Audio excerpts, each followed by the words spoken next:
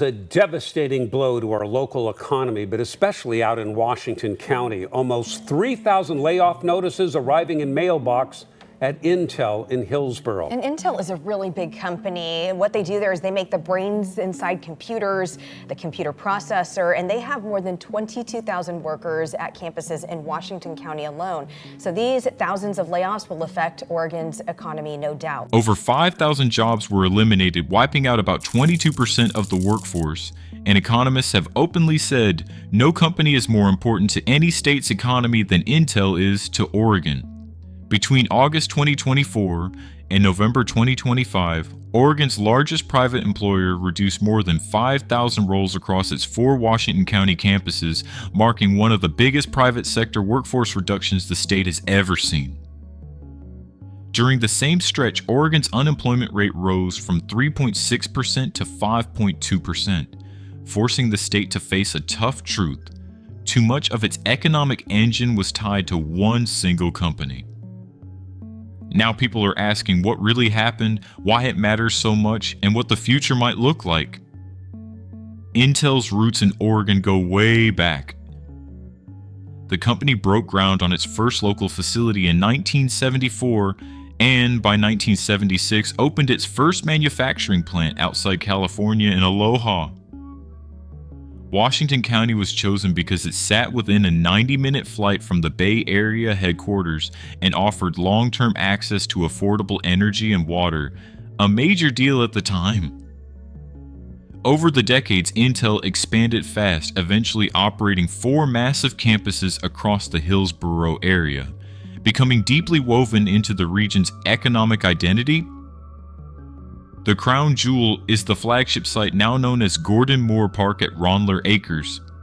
Spanning nearly 500 acres, the campus hosts the world's first high-end AEUV lithography tool, widely seen as the most advanced semiconductor manufacturing equipment available today. The scale tells the story loud and clear. Intel has invested more than $65 billion in Oregon, shaping jobs, infrastructure, and entire communities around its presence.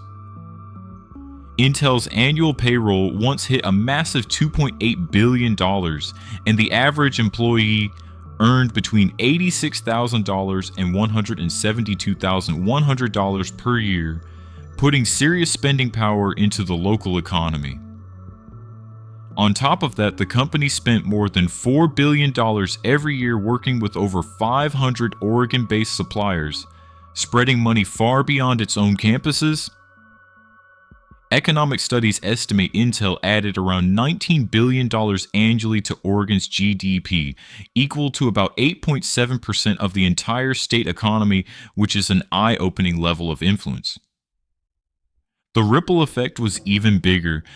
For every 10 Intel jobs, another 31 jobs were supported across the wider economy, from restaurants and retail to construction and service companies. When Intel employment peaked at around 23,000 workers, it helped sustain more than 105,000 additional jobs statewide. In September 2025, Mike Wilkerson of the consulting firm ECO Northwest summed it up plainly, saying, "Intel is more important to the Oregon economy than any other company is to any other state." That heavy reliance is exactly why the recent workforce reductions hit so hard. Intel's revenue declined from $79 billion in 2021 to $53.1 billion in 2024 as the company struggled to keep pace with competitors in advanced chip manufacturing and missed major growth trends tied to artificial intelligence. In the third quarter of 2024 alone, Intel reported a $16.6 billion loss, the largest quarterly loss in its 56-year history. By the end of 2024, total losses reached nearly $19 billion, and on August 1, 2024, CEO Pat Gelsinger announced 15,000 global job reductions. In his internal memo, he wrote, "Our costs are too high, our margins are too low," a blunt message that signaled just how serious the situation had become. "We need bolder actions to address both," he said, calling it the hardest thing I've done in my career. By December 2024, Pat Gelsinger himself was no longer leading the company, as Intel announced his retirement. Reports at the time suggested the board had lost confidence in his long-term recovery strategy, signaling a major leadership shift at the top. By March 2025, Lip-Bu Tan stepped in as the new CEO and quickly made his direction clear, stating that our competitors are lean, fast, and agile, and that's what we must become. What followed came in structured waves, each formally documented through required WARN Act filings. In October 2024, the first notice revealed about 1,300 Oregon job reductions, including voluntary departures, and by the end of that year, roughly 3,000 positions had been eliminated. Then came July 2025, which marked the largest single round. Intel initially announced 529 roles impacted, but just 3 days later that figure jumped to 2,392. Nearly 5 times higher, drawing widespread attention across its Oregon campuses. Gordon Moore Park alone saw more than 1,500 positions affected, while Jones Farm lost over 500 and the Aloha and Hawthorne farm sites experienced hundreds more. Another 669 job reductions were added in November 2025, pushing confirmed Oregon totals past 5,000 positions, a staggering shift in a very short time frame. Overall, Intel's local workforce dropped from a peak of 23,000 employees to somewhere between 16,000 and 18,000, a 22% reduction in just 18 months. One key detail stands out in every WARN filing. None of the affected employees were represented by a union, meaning there were no collective bargaining protections in place as they moved into the job market, and the impact doesn't stop at Intel's doors. Using Intel's own economic multiplier, every 10 direct jobs support 31 more elsewhere, meaning based on economic estimates from ECO Northwest, 5,000 direct job reductions could place up to 30,000 indirect jobs at risk across Oregon. According to economic estimates from ECO Northwest, Intel now supports about 75,000 indirect jobs, down from 105,000 at its peak, highlighting just how wide the ripple effects really are. State economist Gail Reinauer documented the impact between May 2024 and May 2025, and the numbers were hard to ignore. She reported that semiconductor manufacturing lost nearly 3,000 jobs, an 8% decline, noting that this level of contraction is significant for any single industry, especially one so deeply tied to the region's economy. Washington County Commission Chair Catherine Harrington, who previously worked at Intel from 1993 to 2004, addressed the situation in July 2025. She explained that the effects would be felt locally and region-wide, not just in Washington County but across the entire Portland metro area and throughout the state. Her comments highlighted how interconnected the regional economy has become and why the impact stretches far beyond one employer. In response, efforts were made to support displaced workers. In January 2026, the federal government awarded Work Systems a $2 million grant to provide career counseling, job search assistance, and specialized training programs designed specifically for former Intel employees. The focus was on helping people transition quickly into new roles and stabilize the local workforce. This moment also renewed attention on Oregon's strategic investment program, created in 1993 to attract large-scale employers like Intel.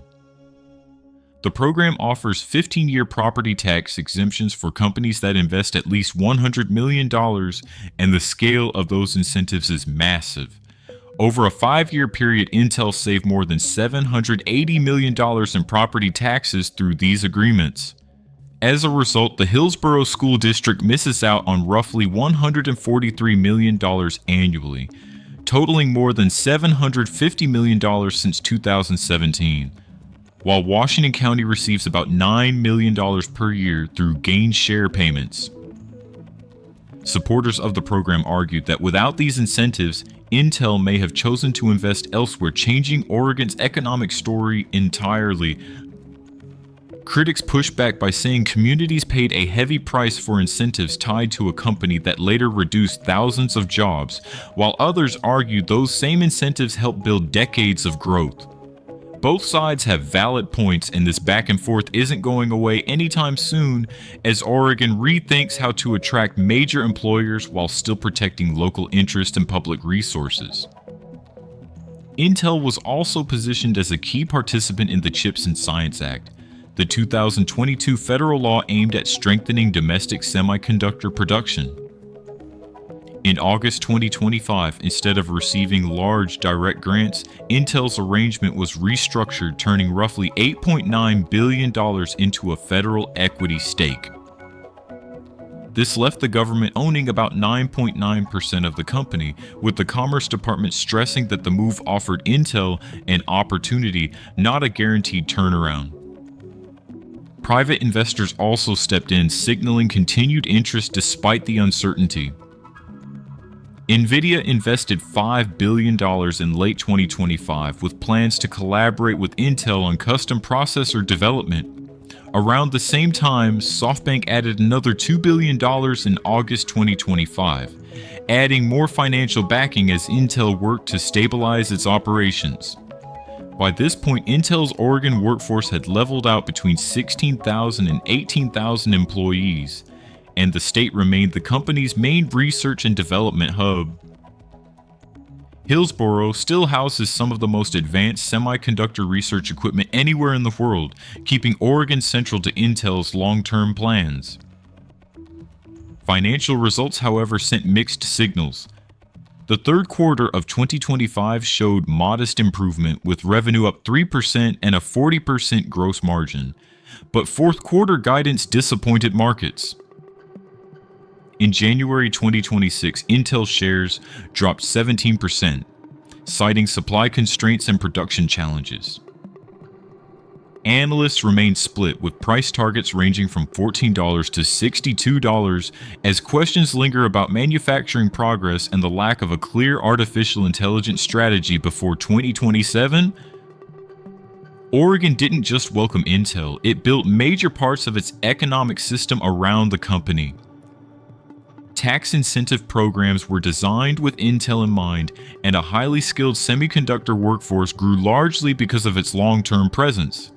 At its peak, more than 100,000 indirect jobs existed because Intel employees spent money across the region, from housing to services to local businesses, creating a powerful economic web. An economist from EKO Northwest summed up the challenge clearly.